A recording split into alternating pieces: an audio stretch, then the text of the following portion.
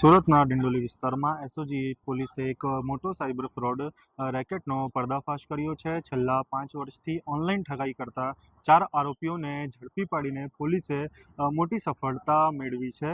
વૈષ્ણવજન તો તેને કહીએ જે પીડ પરાઈ જાનાને રે. નમસ્કાર, આપ જોઈ રહ્યા છો નવજીવન ન્યૂઝ. હું છું સાર્થક. આજે વાત કરીશું સુરતના ડિંડોલીમાં સ્થિત ગ્રીન વેલી શોપિંગ કોમ્પ્લેક્સમાં કૃષ્ણા પેકર્સ એન્ડ મૂવર્સ નામની ઓફિસની આડમાં સાયબર ફ્રોડનું રેકેટ ચલાવવામાં આવી રહ્યું હતું, જેમાં પકડાયેલ આરોપીઓ જે છે તે દુબઈથી સંચાલિત ગેંગના સંપર્કમાં રહ્યા હતા અને દેશભરના લોકોનું ઇન્ટરનેટ દ્વારા સંપર્ક કરતા અને ઇન્ટરનેટ બેન્કિંગ મારફતે લોકોનું બેંક ખાતું ખાલી કરી દેતા હતા. એસઓજી પોલીસ પ્રતિક પ્રફુલ વસાવા, દીપક પાંડે, રૂપેશ હેંડગે અને ભૂષણ પાટીલની ધરપકડ કરી છે. તપાસમાં ખુલ્યું છે કે આરોપીઓ જુદા જુદા વ્યક્તિઓ નામે બેંક એકાઉન્ટ ખોલાવી ખોટા ઇલેક્ટ્રોનિક દસ્તાવેજો અને નકલી જમીન ઊભા કરતા હતા.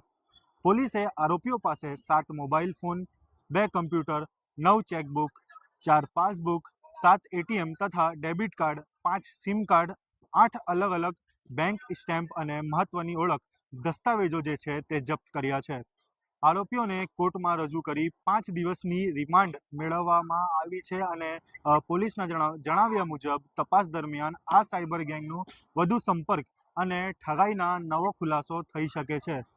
ડિંડોલીમાં ઝડપાયેલો આ સાયબર ફ્રોડ રેકેટ કેટલો મોટો છે અને દુબઈ સુધી તાર ક્યાં સુધી જોડાયેલા છે તે અંગે તપાસ ચાલુ છે.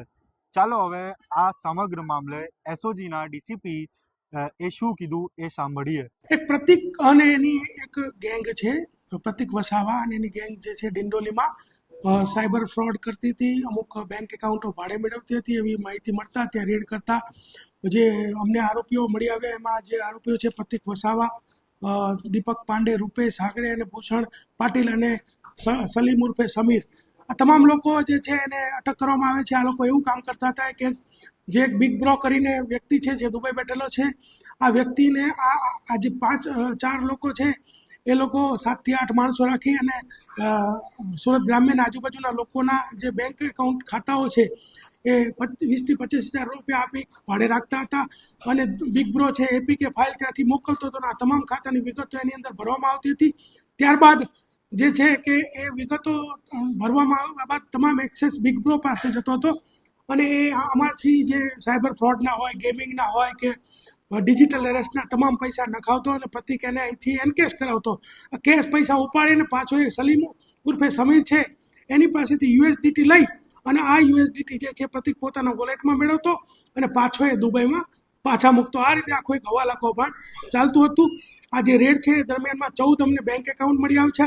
આ 14 બેંક એકાઉન્ટ ઉપર ટોટલ 18 રાજ્યોની 71 ફરિયાદો એનસીસીઆરપી પોર્ટલમાં થયેલી છે. એની પણ તપાસ કરવામાં આવશે અને આ પ્રતિક છે એના વિરુદ્ધમાં 6 ગુનાઓ દાખલ થયા છે, 90 દિવસ જેલમાં રહેલો છે અને એને એના મિત્રની પત્ની સાથે પણ છેડતી કરીને એક ફરિયાદ એના વિરુદ્ધમાં દાખલ થયેલ છે. આ તમામ જે છે કુખ્યાત આરોપીઓ છે, આમના ઉપર વધુ સકંજો કસવામાં આવશે. બીજું આમની આજુબાજુના સંરક્ષણ આપનાર માણસો અને એને ફાઇનાન્શિયલ જે હેલ્પ કરતા હોય અને એને સંરક્ષણ પૂરું પાડતા હોય તમામ લોકો ઉપર સકંજો કસવામાં આવશે. કેટલા સમયથી ગેંગ સક્રિય હતી, કેટલા લોકો અંદાજે કામ કરી રહ્યા હતા? આ જે ગેંગ છે એ Krishna packers and movers company ના નામે ચાલતી હતી અને 2 વર્ષથી આ ઓપરેટ થતી હતી અને એની અંદર અત્યાર સુધીમાં અમારા ધ્યાનમાં આવ્યું છે મુજબ 15 થી 20 લોકો આમાં કામ કરતા હતા.